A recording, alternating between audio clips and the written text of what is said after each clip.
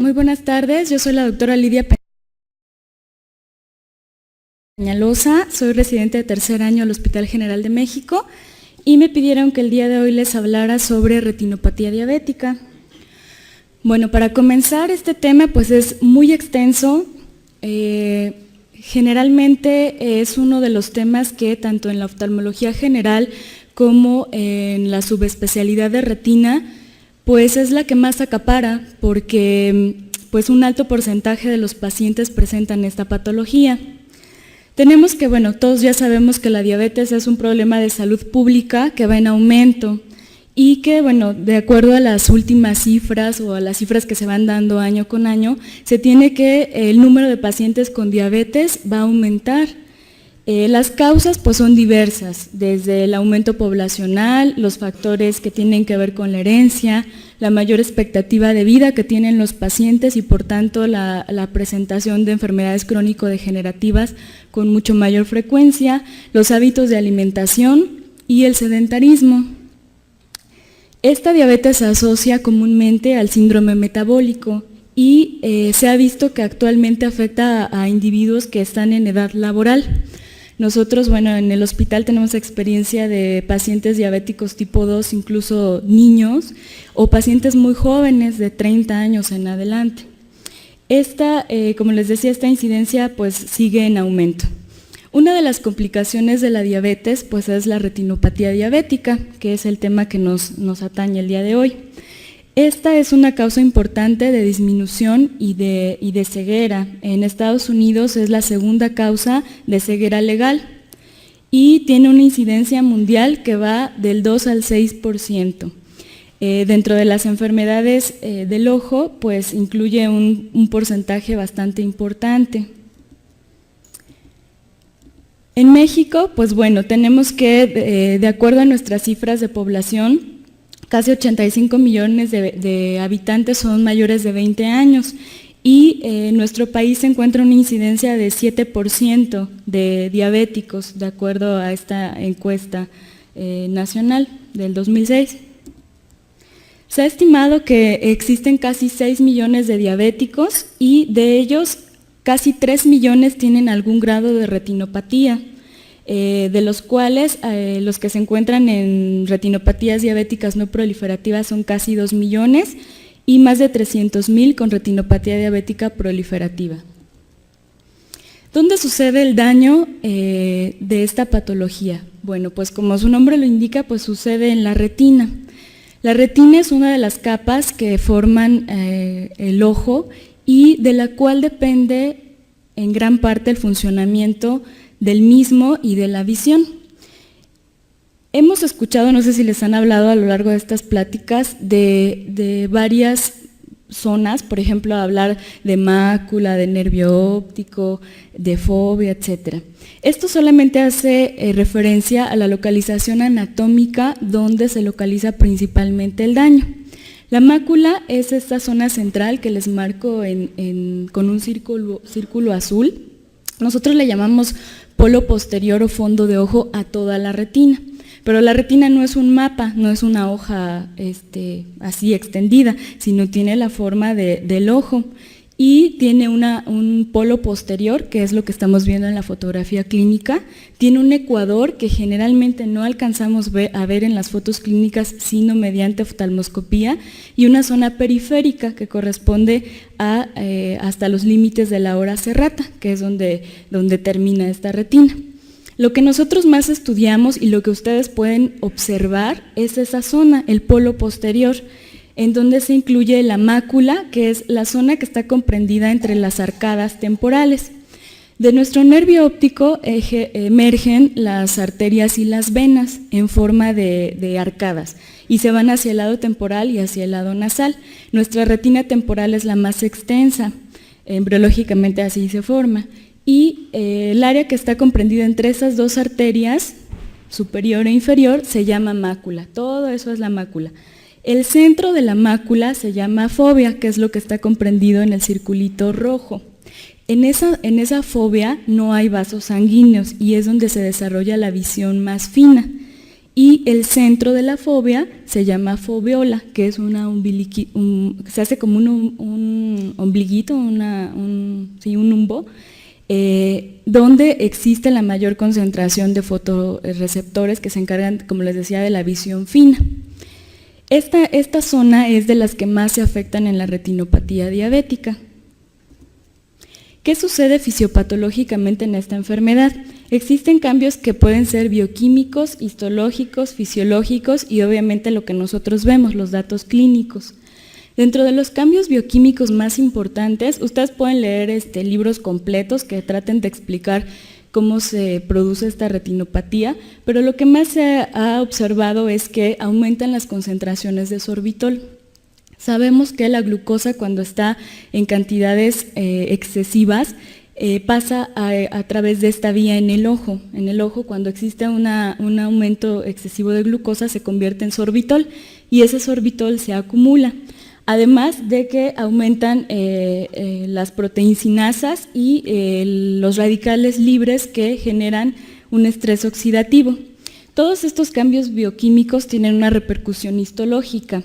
En los vasos vamos a tener daños o alteraciones por reactividad glial, se va a activar la apoptosis, va a haber una pérdida de pericitos de los capilares retinianos, que este es uno de los cambios histopatológicos más importantes y que nos dan muchos datos clínicos, y esto condiciona una endoteliopatía. A su vez, cuando existen todos estos daños histológicos, lo que sucede es que aumenta la permeabilidad de los capilares, existe una dilatación de los mismos por la pérdida de los pericitos que les acabo de comentar, existe también fenómenos de leucostasis y de isquemia, ya que no llega el suficiente oxígeno porque cambia la morfología y la histología de estos vasos. Esto a su vez hace que se liberen factores de crecimiento vascular, de los cuales les voy a hablar un poquito más adelante, y qué es lo que está más en boga actualmente. El estudiar este tipo de factores de crecimiento, que son los que hacen que estas retinopatías pues sigan progresando a pesar de que tengamos un control más o menos adecuado de la diabetes. Los datos clínicos que nosotros vamos a encontrar secundarios a todos estos cambios que les acabo de mencionar, pues son el edema macular y la retinopatía como tal. Les hablé anteriormente sobre esta clasificación anatómica para que se entienda el concepto de edema macular, del cual pues es muy importante para esta enfermedad. ¿Qué métodos diagnósticos tenemos para estos pacientes? Bueno, hay métodos que pueden hacer ustedes, aunque generalmente los pacientes con cuando tienen diabetes se ha visto que los diabéticos tipo 2, después de 10 años de evolución, van a desarrollar algún grado de retinopatía, en tanto que los diabéticos tipo 1 a los 5 años ya se ha visto que desarrollan algún grado de retinopatía. Entonces, todo paciente diabético debe ser referido al oftalmólogo por lo menos una vez cada año. ¿Por qué? Porque esta enfermedad, con los cambios que se producen, no avisa, pues, no da ningún síntoma, a diferencia de otras enfermedades oculares que, no sé, la catarata se deslumbran y empieza a bajar la visión, o el glaucoma que les puede doler, etcétera. La retinopatía diabética no avisa o no da datos hasta que se encuentra en etapas avanzadas o bien cuando tiene un edema macular muy importante. Entonces, los métodos que nosotros utilizamos para explorar a los pacientes, principalmente refiriéndome al polo posterior o a la retina, son la oftalmoscopía directa, la oftalmoscopía indirecta, la angiografía con fluoresceína y la tomografía de coherencia óptica.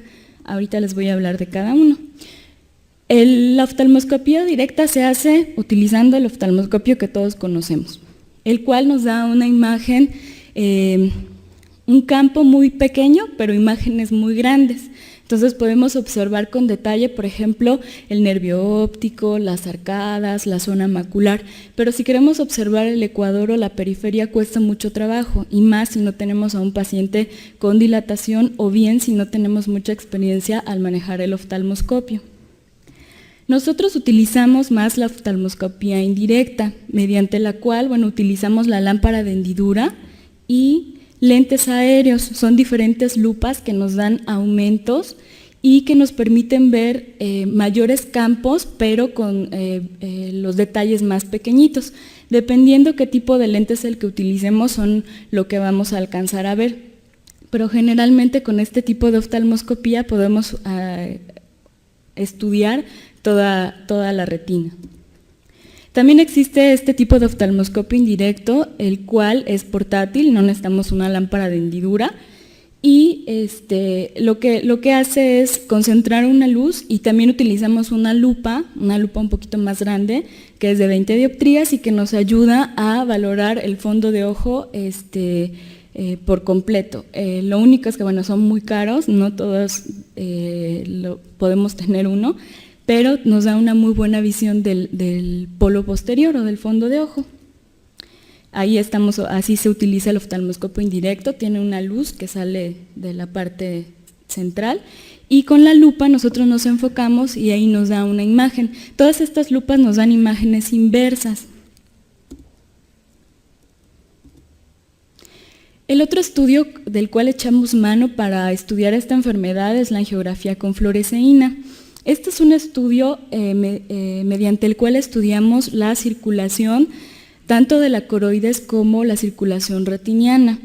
En este estudio nosotros inyectamos al paciente un medio de contraste que es la fluoresceína y tomamos fotografías en diferentes tiempos con un filtro especial que nos hace ver estas tomas donde vemos cómo se van llenando los vasos, las arterias, las venas, del inicio desde la coroides, y ahí podemos ver los defectos que se producen en los capilares y todo lo que les voy a comentar más adelante. Esta es una foto de mi hospital. Ahí vemos cómo se pintan todas las venas, las arterias, y la zona del centro que se ve oscura, esa es la fóvea, que normalmente no tiene vascularización. Otro de los estudios es el OCT, o tomografía de coherencia óptica. Este es uno de los más recientes que utilizamos, que principalmente lo usamos para estudiar la mácula. Este estudio tiene una definición que puede llegar incluso a las 10 micras y que nos da como si fuera un corte histológico. En la de abajo es un corte histológico de la retina, que por cierto tiene 10 capas, y ahí podemos ver cómo se nos da en colores todas esas capas de la retina, y nosotros con este estudio podemos analizar si tiene líquido, si tiene algún exudado, si hay algo en esa retina, y nos da una definición, como les decía, como si fuera un corte histológico. La única desventaja es que es un poco caro. Bueno, ahora entrando a la clasificación de la retinopatía diabética, tenemos que todo paciente diabético debe estar dentro de una clasificación, y la clasificación aceptada por la Academia Americana de Oftalmología la divide en 3 grupos, que son los pacientes diabéticos sin retinopatía, los pacientes diabéticos con retinopatía diabética no proliferativa y aquellos que tienen retinopatía diabética proliferativa. Dentro de la retinopatía diabética no proliferativa, la clasificación actual la divide en leve, moderada y severa. Y la proliferativa solo hace alusión a la presencia de neovascularización. Y esta neovascularización puede complicarse presentando hemorragias vítreas, desprendimientos de retina o glaucomas neovasculares. Ahora, cualquiera de estos estadios donde se pueda presentar un paciente se puede acompañar de edema macular, que es el que viene en el cuadrito amarillo. Puede tener o no edema macular.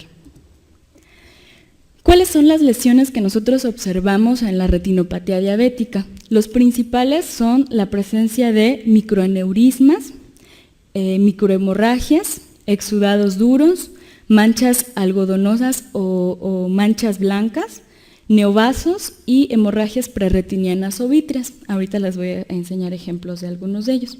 Estos son los microaneurismas vistos obviamente con un aumento biomicroscópico, donde podemos observar que todas esas saculaciones son generadas por la pérdida de pericitos que les comentaba al inicio. El endotelio vascular tiene pericitos que hacen que la pared vascular se mantenga rígida. Al haber esa pérdida de pericitos, las paredes vasculares se elongan y entonces forman esas saculaciones en donde se va a encontrar una éstasis de sangre, ¿no?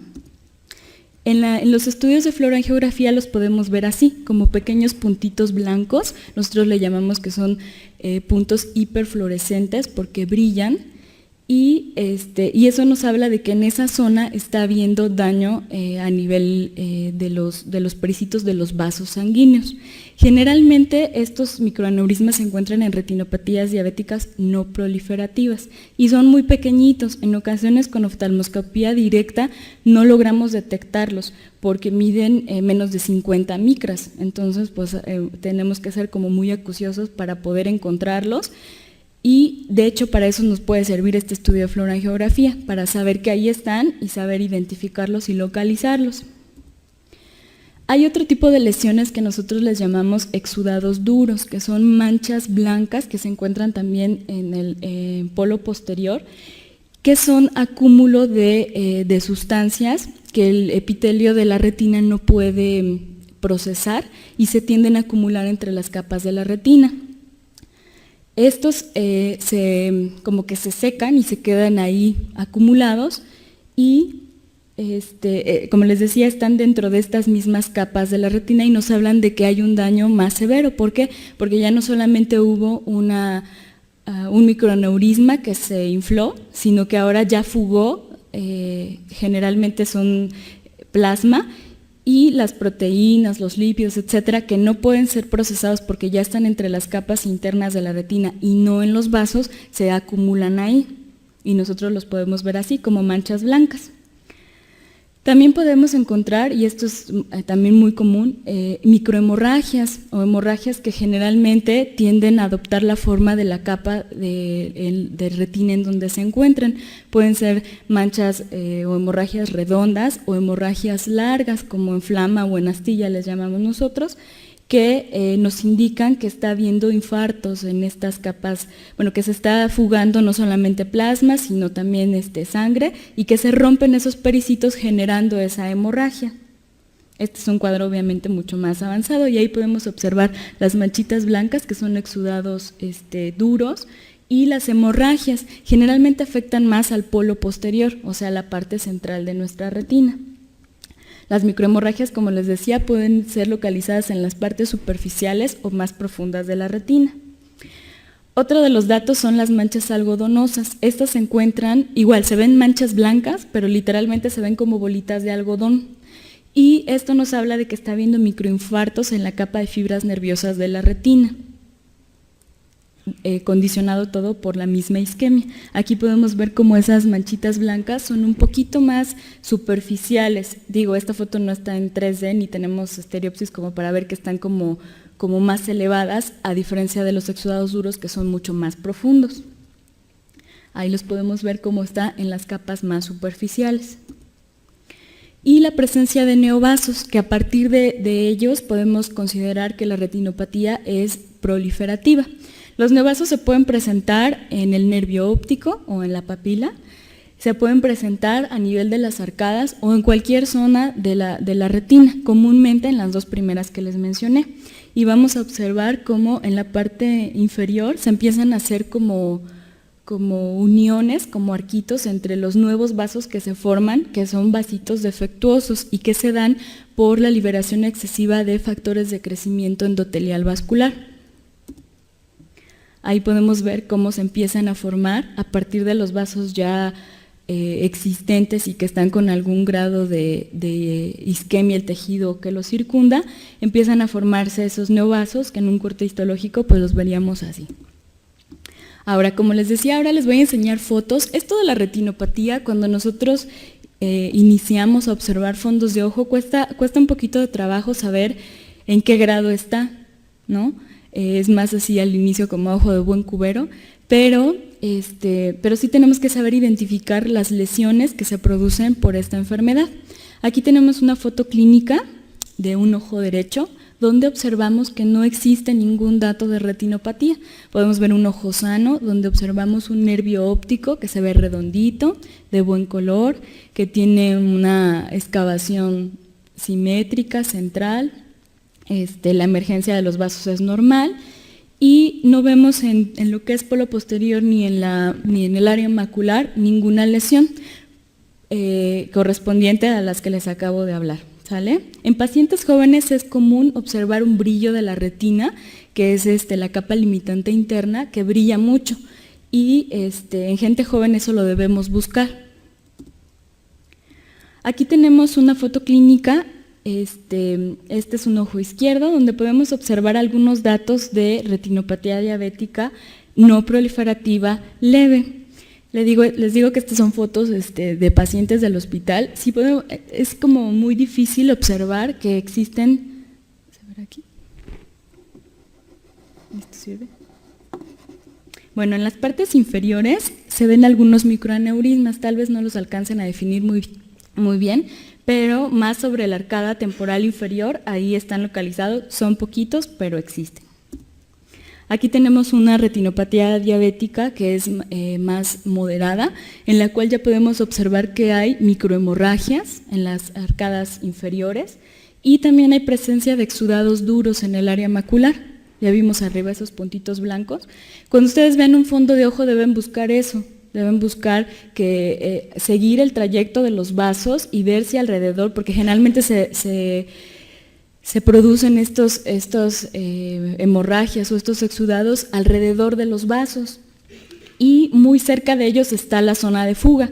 Entonces, seguir todo el trayecto de las arcadas para tratar de buscar esto, hemorragias, exudados, y nosotros normalmente dividimos el ojo en cuadrantes, partiendo de la papila. Entonces lo dividimos en cuadrante superior, inferior, temporal y nasal. Entonces tenemos que revisar todas esas áreas, aunque sea un poquito. A veces con el oftalmoscopio directo cuesta trabajo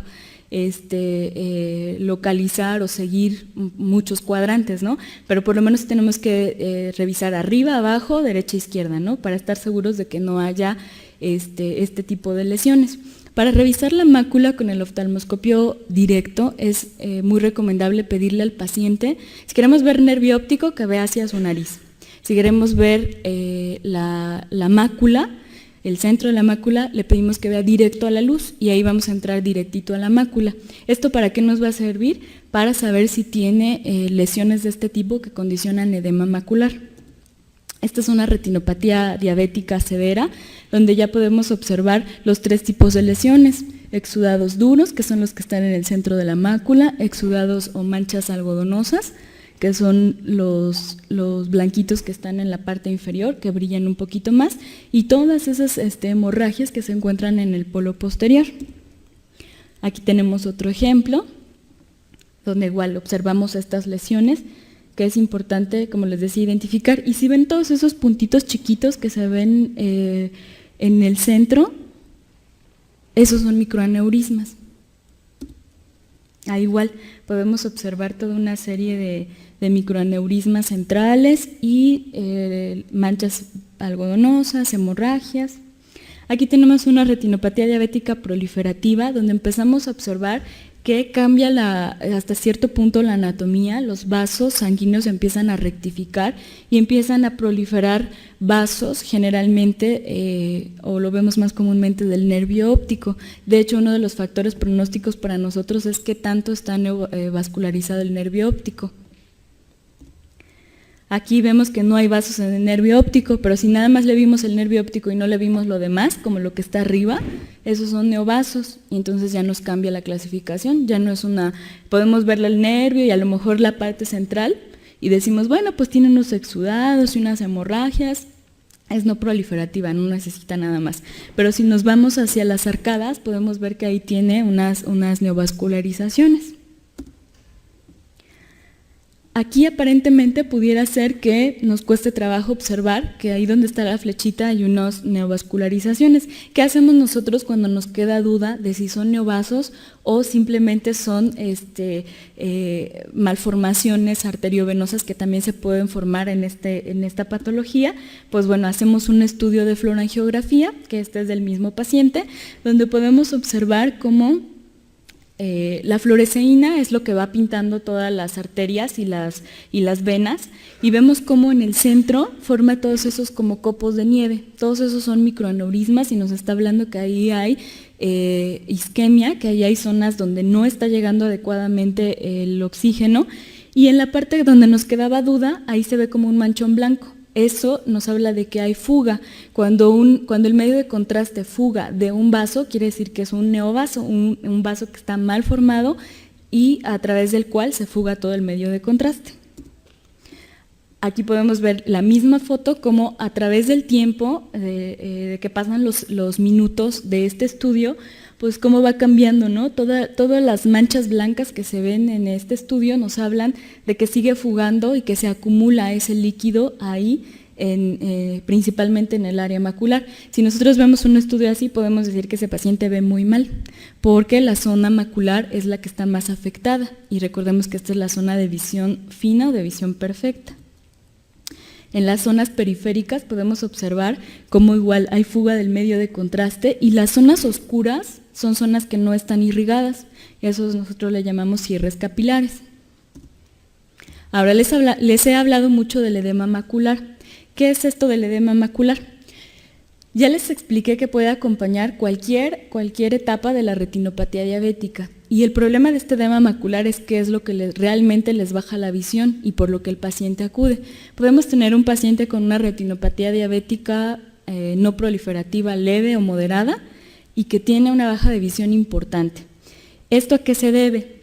A que hay un acúmulo de líquido entre las capas de la retina en el área macular, y entonces esta área macular, que generalmente es más delgadita, se empieza a engrosar, y al engrosarse no existe una buena función de esta área y por tanto la visión disminuye. Esta misma Academia Americana de Oftalmología ha clasificado o da las definiciones de qué es un edema macular o cómo podemos saber que el paciente lo tiene. Dentro de las primeras definiciones nos dice que es un engrosamiento de la retina a 500 micras o menos del centro de la mácula. Quedamos que el centro de la mácula se llama fóvea, entonces ahí en la fóvea es donde vamos a localizar ese engrosamiento. Y normalmente, esa es la primera foto, la del lado derecho. Esa zona, es un dibujo, pero en esa zona es donde la localizaríamos. ¿Cómo se ve? Cuando nosotros le pedimos al paciente con el oftalmoscopio, ya sea el directo, digamos el que ustedes pueden utilizar, o en nuestro caso el indirecto, en vez de verse la retina parejita, nosotros alcanzamos a ver cómo hace una pequeña elevación. Depende del grado de edema. Hay edemas que son muy discretos y que cuesta mucho trabajo verlos, y para los cuales pues ya nosotros echamos mano de estudios como la fluorangiografía o el OCT, pero hay edemas que son muy notorios, ¿de acuerdo? Hay otra clasificación de este mismo edema que nos dice que cuando encontramos esos exudados duros de los cuales yo les hablé, que se encuentren a 500 micras o menos del centro de la mácula y que se acompañen de un engrosamiento retiniano del tamaño que sea, eso también se llama edema macular. Y por último, también le llamamos edema macular cuando existe un área de engrosamiento retiniano que se encuentra cercano al centro de la fóvea, pero que tiene más de un diámetro de papila. Nosotros para poder medir o saber dónde se localiza algo en la retina, tomamos como referencia el nervio óptico, no solamente su localización, sino su tamaño, y entonces decimos, mide un disco óptico, mide 2 discos ópticos, o se encuentra a 1, 2, 3 discos ópticos, o también podemos utilizar la vasculatura para poder ubicarnos, ¿de acuerdo? Entonces el engrosamiento de más de un diámetro de disco o de papila también se considera edema macular. Y le llamamos clínicamente significativo porque nos baja la visión. Aquí tenemos una foto clínica de un paciente que tiene un edema macular. Si nosotros vemos su fondo de ojo no se ve tan aparatoso. Sin embargo, cuando hacemos un estudio como el que les muestro abajo que se llama OCT, podemos observar cómo hay un espacio mayor entre la parte amarillita con rojo, que corresponde al epitelio pigmentado de la retina, y las capas siguientes de la retina, donde se ve ese espacio negro que es líquido, que está ahí acumulado. Además vemos otros defectos, como en la parte derecha, donde hay incluso despegamientos de ese epitelio pigmentado. Del mismo edema se pueden despegar. O ahí podemos ver la presencia de quistes, podemos ver cómo se acumulan los exudados, etc. El edema macular lo podemos clasificar de 2 formas.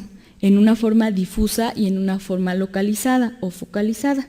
Ese es un edema macular difuso visto por OCT, como les decía, cómo pierde completamente la arquitectura, las capas de la retina y todo el espacio que está allá adentro, bueno, el espacio negro es líquido que está acumulado y que nos hace perder esa conformación de como un ombliguito que se ve en el centro de la fóvea y se acumula todo ese líquido. Obviamente ese es un paciente que ve muy mal.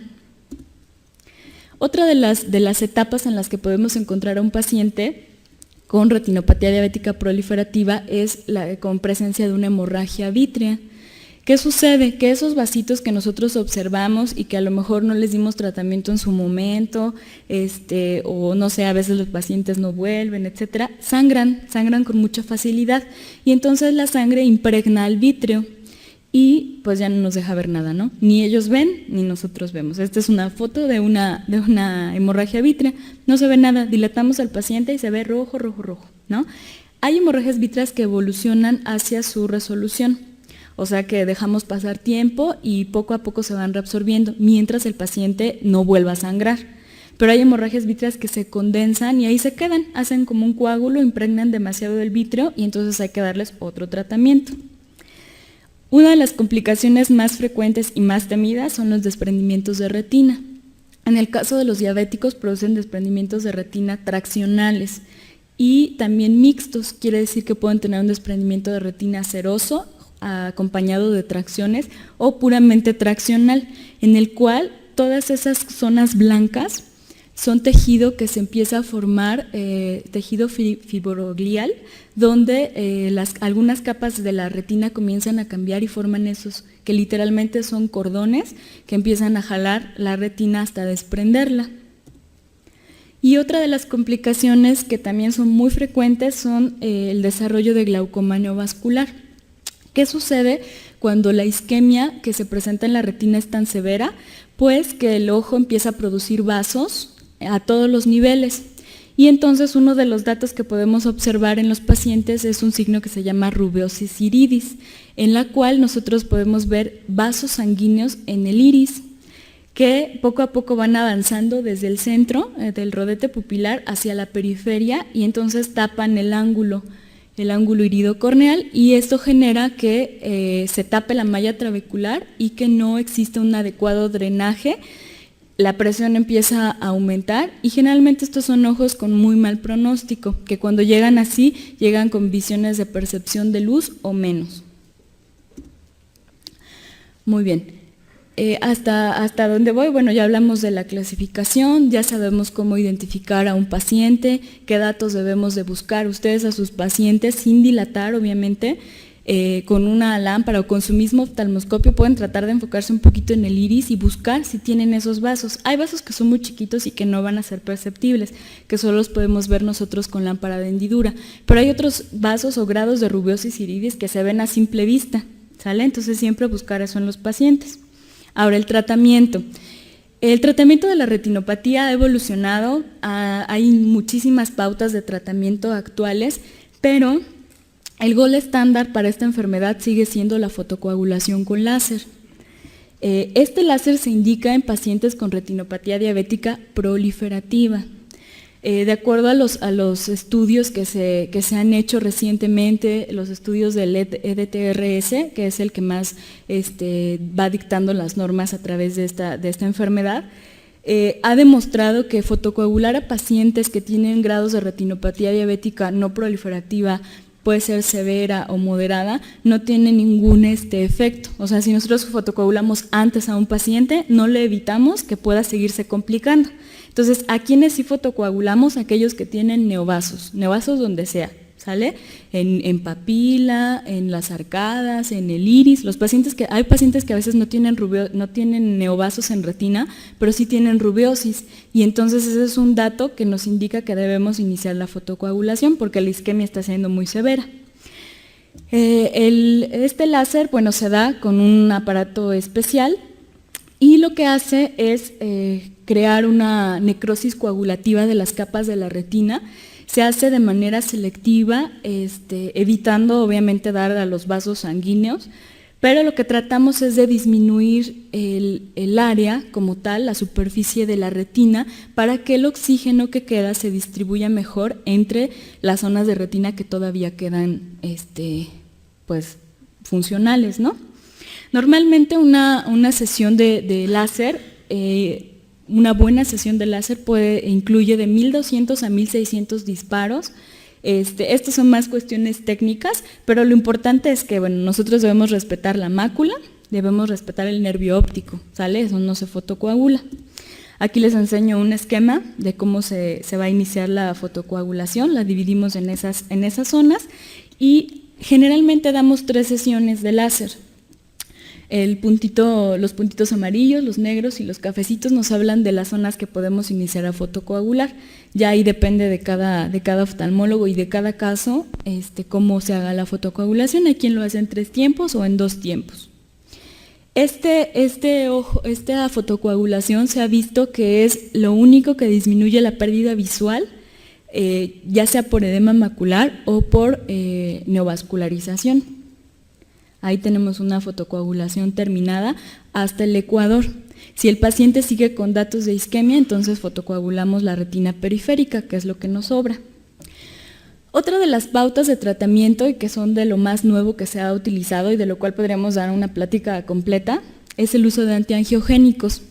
Estos antiangiogénicos son anticuerpos monoclonales humanizados que lo que hacen es inhibir o disminuir la unión de este factor de crecimiento endotelial vascular a su receptor. Cuando les hablé al inicio de la fisiopatología les comenté que debido a todo este estrés oxidativo, el acúmulo de sorbitol, etcétera, existe la síntesis de muchos factores de crecimiento. Uno de los principales que se ha visto que tiene relación con esta patología es que se llama factor de crecimiento endotelial vascular.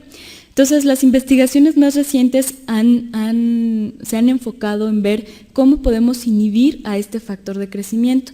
Si lo inhibimos, evitamos que se siga produciendo una neovascularización y al mismo tiempo se ha visto que tienen un efecto muy bueno para el edema macular. Recordemos que la mácula no la podemos tratar con láser, al igual que toda la retina. Sí le podemos dar láser, pero cuando está focalizado el edema, o sea, unos puntitos muy chiquitos, y mediante estudios de control como la fluorangiografía. Pero cuando la retina está muy hinchada, le pueden dar ustedes el láser que quieran y de todos modos no va a funcionar, y al contrario, va a edematizar más la retina. Entonces, ¿qué utilizamos en los pacientes que tienen edema macular? Generalmente utilizamos antiangiogénicos, cuya aplicación es intravítrea. Les ponemos una inyección de este tipo de antiangiogénicos, de los más conocidos o de los que más se utilizan son 2, uno que se llama bevacizumab y otro que se llama ranimizumab. Y obviamente esos son uso exclusivo de oftalmólogo, pero bueno, para que ustedes sepan que les ponemos la inyección, esperamos que el edema ceda un poco, que se localice y entonces podemos dar láser a esas zonas que están localizadas. Cuando les ponemos las inyecciones de antiangiogénicos a estos pacientes, la visión les mejora muchísimo porque el edema disminuye, pero si no terminamos el tratamiento, volvemos a lo mismo, ¿no? En general, las pautas de tratamiento son 3 inyecciones intravítreas de cualquiera de los 2 antiangiogénicos que les mencioné, y posterior a ello se debe aplicar láser, porque recordemos que el láser es el gold estándar para el tratamiento de esta patología. Cuando tenemos alguna complicación o más bien algún grado ya más avanzado que implique hemorragia vítrea o bien que tengan desprendimientos de retina traccionales, entonces el tratamiento debe ser quirúrgico. El tratamiento quirúrgico se hace a través de una técnica que se llama vitrectomía, en la cual hacemos incisiones, como ven en el esquema. Hacemos 3 puertos en la esclera, hacemos 3 agujeritos literalmente, por uno, que es la que está más hacia allá, es una infusión que se conecta a una maquinita que va dejando pasar líquido constantemente, puesto que vamos a abrir el ojo y pues bueno, va a perder presión y volumen. Entonces, para poder trabajar sobre él tenemos que tener una presión constante. Entonces, tenemos un puerto de infusión y tenemos otros 2 puertos por los cuales en uno tenemos una luz, una endoluz que nos va a servir para iluminar y ver qué es lo que estamos haciendo, y el último instrumento, que es el que está abajo, se llama ocutomo, y lo que hace es comerse el vítreo que en este caso en los pacientes que tienen hemorragia vítrea, por ejemplo, pues está todo impregnado de sangre, entonces se come todo ese vítreo y podemos ver cómo está la retina. Generalmente a este tipo de pacientes les damos tratamiento con endoláser, o sea, el láser ahí mismo, con un aparatito especial que emite láser y que lo podemos meter dentro del ojo, y les iniciamos sus sesiones de láser. O bien cuando ya tenemos desprendimientos de retina que son traccionales, lo que hacemos es liberar las tracciones, que les digo que se forman así literalmente como cordones o ligas, los rompemos y entonces podemos volver a aplicar la retina, volver a pegarla. El pronóstico cuando los pacientes tienen solo hemorragia vítrea pues es relativamente bueno porque les quitamos lo que les estorba para ver y les podemos dar su tratamiento de láser, no así cuando ya tienen desprendimientos de retina, porque una retina que se desprende, que no tiene una función adecuada por algún tiempo, pues pierde sus capacidades, sus propiedades y pues ya no tenemos una visión adecuada. Muy bien. ¿Tienen alguna duda?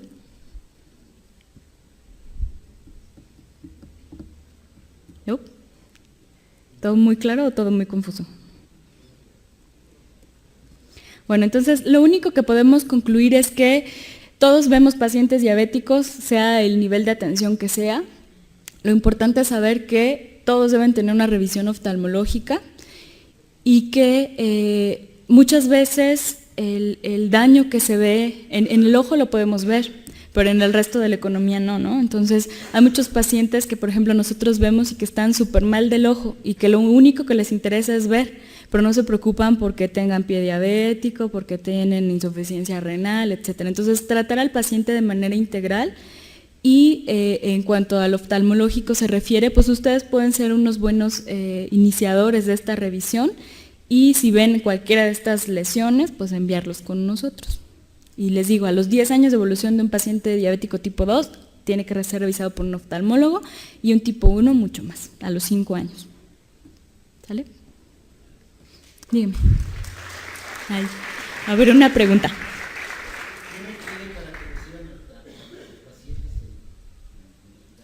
¿Qué tiene qué? ¿Qué requisitos son necesarios para recibir?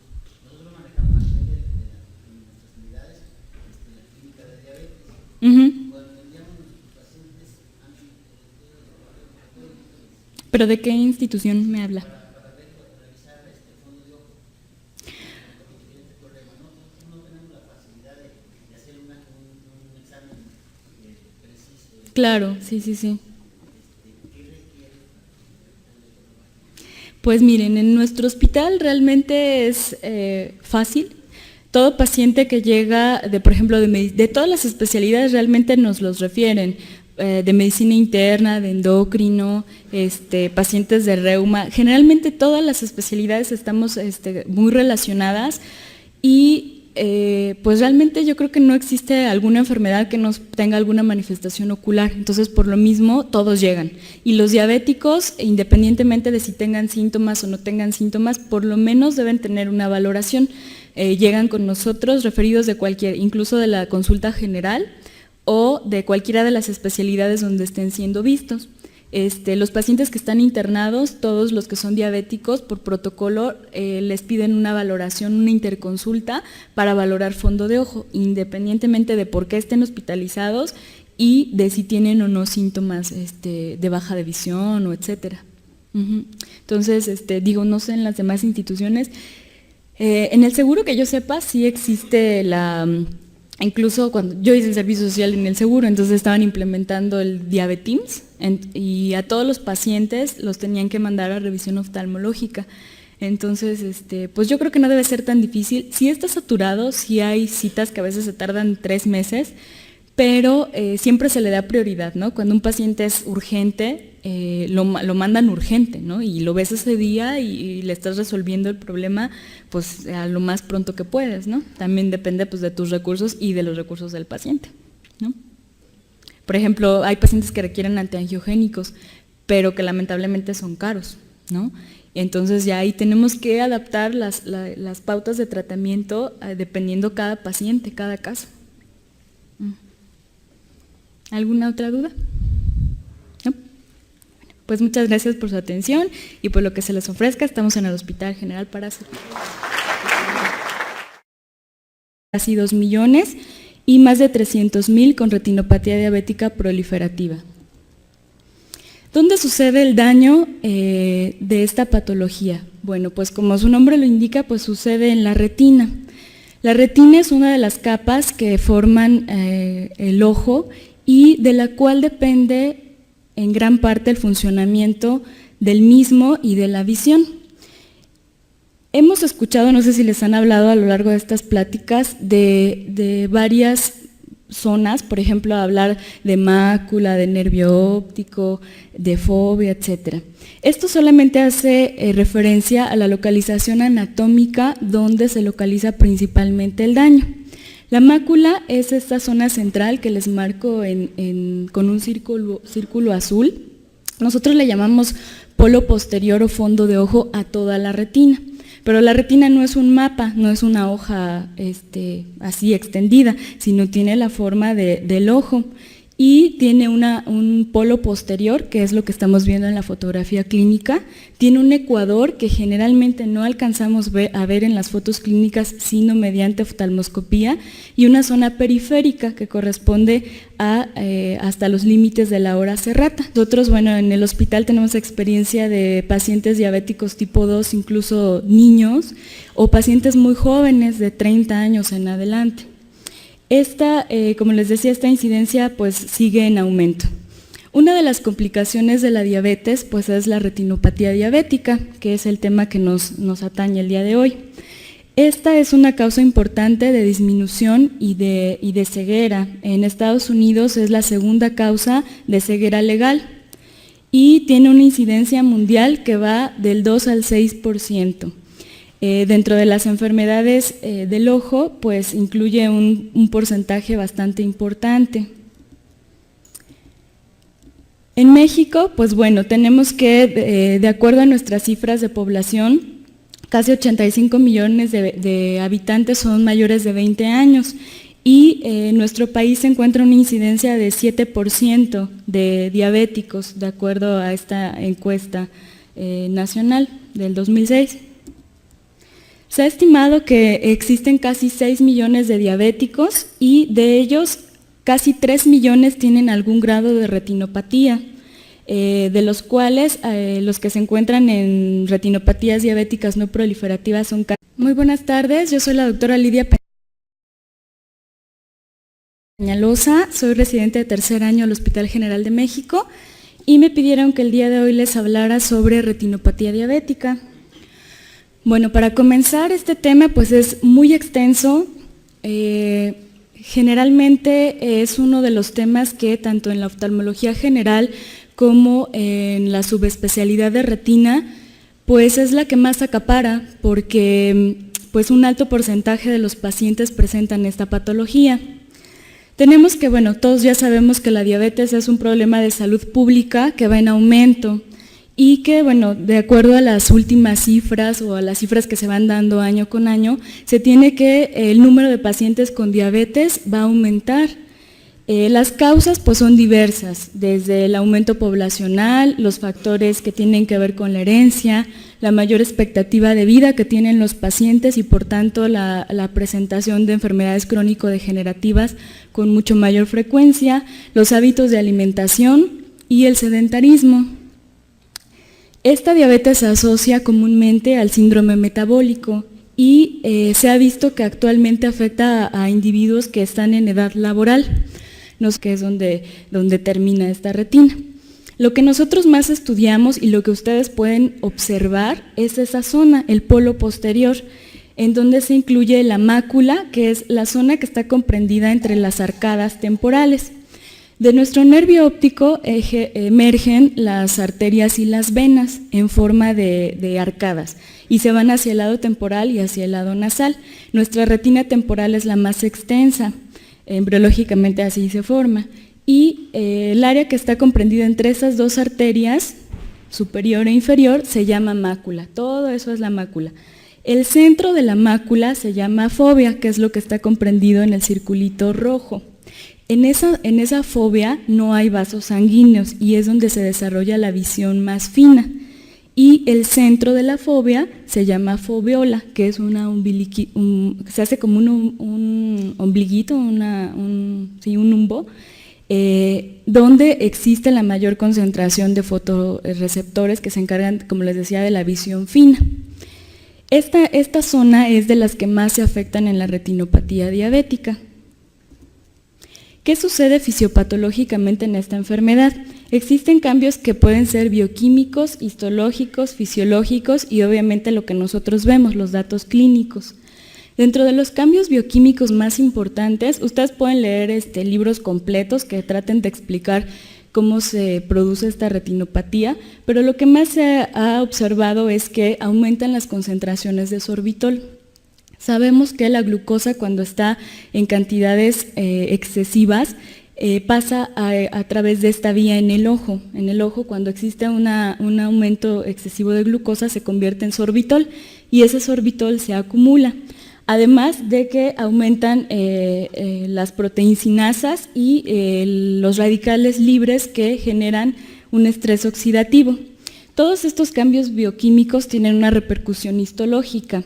En los vasos vamos a tener daños o alteraciones por reactividad glial, se va a activar la apoptosis, va a haber una pérdida de pericitos de los capilares retinianos, que este es uno de los cambios histopatológicos más importantes y que nos dan muchos datos clínicos, y esto condiciona una endoteliopatía. A su vez, cuando existen todos estos daños histológicos, lo que sucede es que aumenta la permeabilidad de los capilares, existe